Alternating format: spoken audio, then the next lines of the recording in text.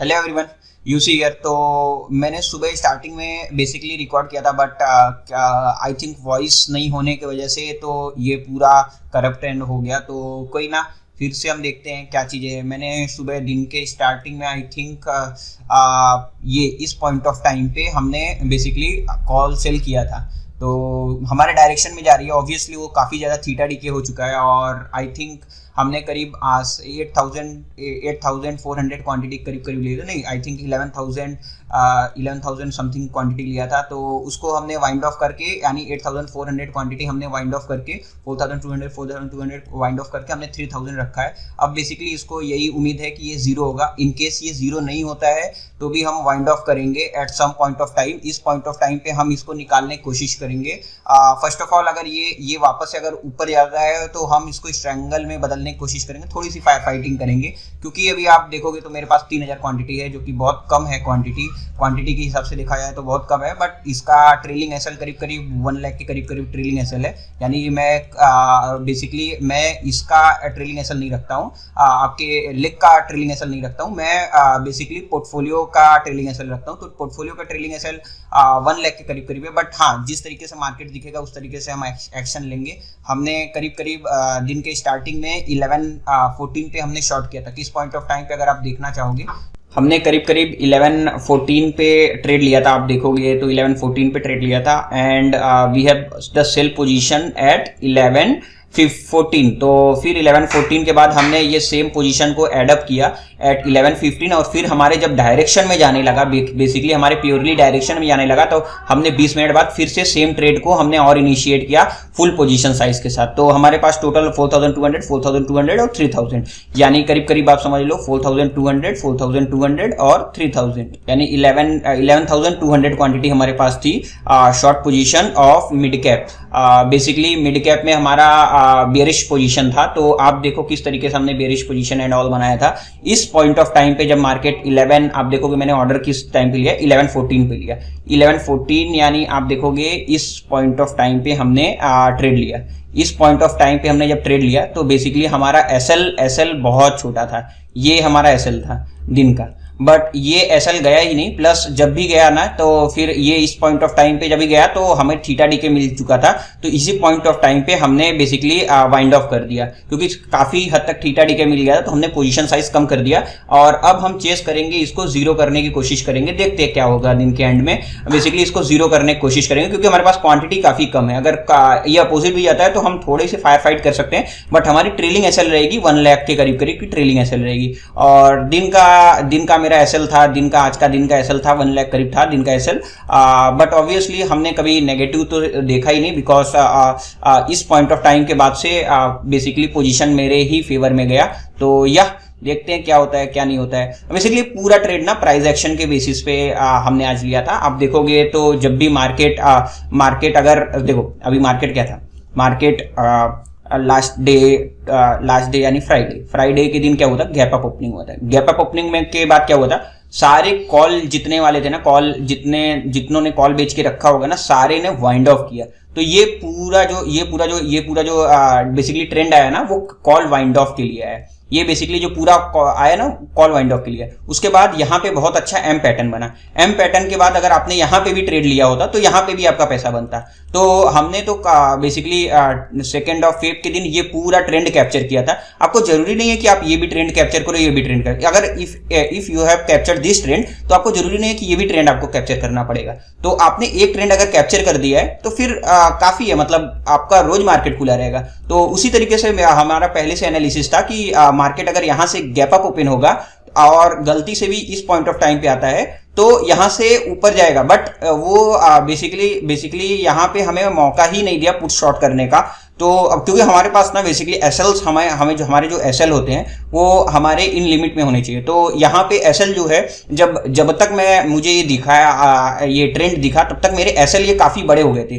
तो हमें ये ट्रेड लेने के लिए बेसिकली ट्रेड लेने नहीं दिया ये एसएल, इतने बड़े एसएल ने। तो हमने इस पॉइंट ऑफ टाइम पे जब भी हमने देखा, तो इस पॉइंट ऑफ टाइम पे हमें अच्छे खासे एसएल दिखे। तो अच्छे एसएल ये करीब हमारे पास 10 पॉइंट का एसएल बना था। तो 10 पॉइंट का एसएल था और सेम मतलब वही था कि 25 पॉइंट के करीब हम हम कैप्चर करेंगे। बट वो 10 पॉइंट कभी नेगेटिव में गया ही नहीं। तो वो चीज़ें हैं कि आपको ट्रेड करना पड़ेगा। देखो क्या होता है, मैं आपको बताता हूँ आपको क्या होता है। आपका जब पोजीशन साइज, आपका जब रिस्क मैनेजमेंट और आपका जब मनी मैनेजमेंट, ये तीनों चीज़ें जब आप मिलाओगे और एक आप अच्छा सा इसका आप इसको मिक्स करोगे, उसके बाद में आप जो बनाओगे वहां से आएगा आपकी ट्रेडिंग प्रॉफिट। ट्रेडिंग प्रॉफिट ना आपको पूरा निचोड़ लेगा। आप अगर ये समझते हो कि ट्रेडिंग प्रॉफिट बहुत आसानी से आप आए हो मार्केट में आपका बन जाएगा, आपको पूरा निचोड़ लेगा। आप जब तक अच्छे प्रॉफिट कुशन में हो, देखो प्रॉफिट कैसे बनता है, प्रॉफिट बनता है आपके प्रॉफिट कैसे बनता है, आपके प्रॉफिट के ऊपर बनता है। आप ये बोलो कि अपना मैं कैपिटल लगा करके प्रॉफिट बना लूं, वो इम्पॉसिबल है वहां पे बनाना। आप प्रॉफिट के ऊपर प्रॉफिट बनाते हो। कैसे? इस प्रॉफिट को आप रिस्क पे डालते हो और उस प्रॉफिट से प्रॉफिट बनाते हो। फॉर एग्जांपल आज का मैंने दिन का, अभी देखो हमारा 1.5 लाख का ये चल रहा है, ठीक है। ये हो गई माइंडसेट की बातें मैं बता रहा हूं आपको। ये 1.5 लाख चल रहा है। अभी हम जो 50,000 और कैप्चर करने के लिए जा रहे हैं, वो सिर्फ इस बेसिस पे जा रहे हैं कि I am ready to take the 50,000 risk in that. तो वो चीजें हैं, आपको इस तरीके से देख करके चलना पड़ेगा कि आपको रिस्क मैनेजमेंट हमेशा टॉप पे रखना पड़ेगा।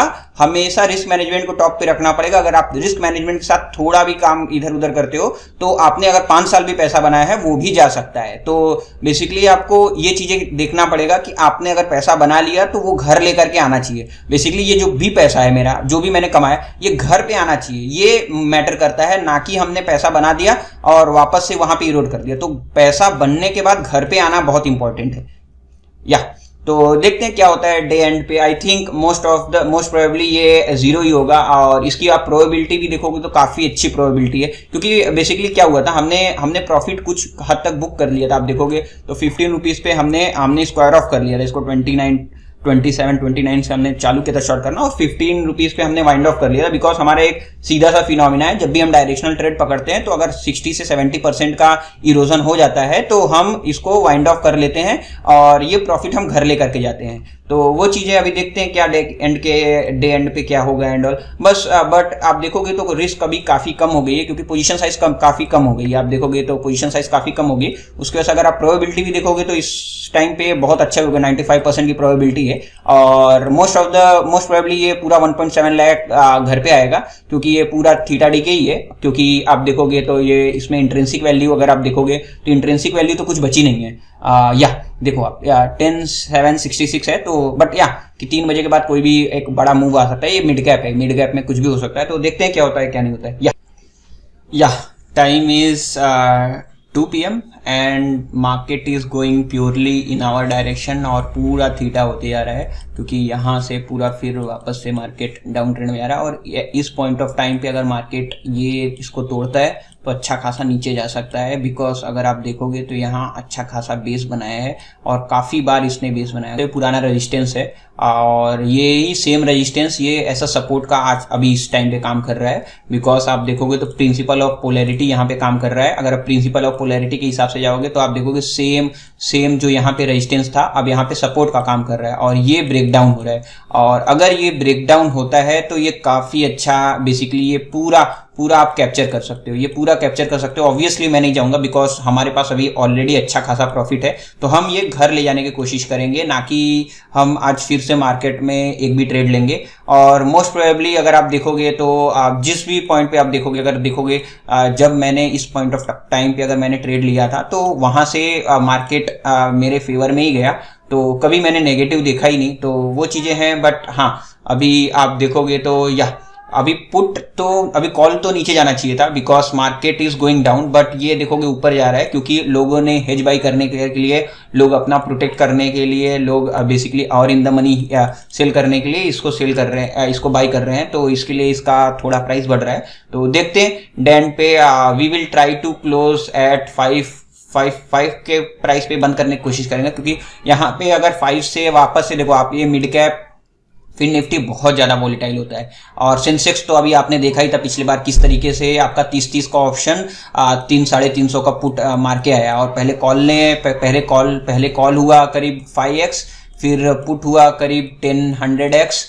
तो इस तरीके से आज के टाइम पे जा रहा है। तो हम ट्राई करेंगे यहाँ पे इस पॉइंट ऑफ टाइम पे कि ये जल्दी से जल्दी वाइंड ऑफ करने के लिए, क्योंकि ये अब हम यहाँ से फायर फाइट करने की कोशिश नहीं करेंगे। बेसिकली हमारे पास क्वांटिटी कम है, बट अभी कोई सेंस नहीं दिख रहा है मुझे फायर फाइट करने का, बिकॉज अगर यहाँ से अगर 3 PM मूव आता है तो काफी बड़ा ऊपर का मूव आ सकता है। बिकॉज अगर ये अगर तोड़ता है 10,797 का पॉइंट, अगर ये तोड़ता है, बेसिकली ये ब्रेक करता है, क्योंकि ये देखोगे ना, ये काफी बार इसने अगर ये इसका अगर आप देखोगे, मैं बेसिकली आपको दिखा दूं, अगर आप इसको देखोगे तो ये इसने काफी बार यहाँ पर रेजिस्टेंस बनाया है। आप देखो सेम पॉइंट ऑफ टाइम पे यहाँ पे रेजिस्टेंस बनाया, यहाँ पे बनाया है। अगर अब ये तीसरी बार आता है ना तो ये काफी वीक हो चुका है, और वीक होने की वजह से ना यहाँ पे बहुत बड़े बड़े कैंडल्स बनेंगे। तो ये 5 रुपीज का ऑप्शन बेसिकली टाइम नहीं लगेगा इसको 50 यानी। और प्लस आपको भी बात मालूम है, mid cap is basically operator game, तो यहाँ पे हम ऑपरेटर के पैर के नीचे आ सकते हैं, तो क्यों करना। और या देखते हैं डे एंड पे क्या होगा। वाइंड ऑफ करने की कोशिश करेंगे जल्दी से जल्दी। या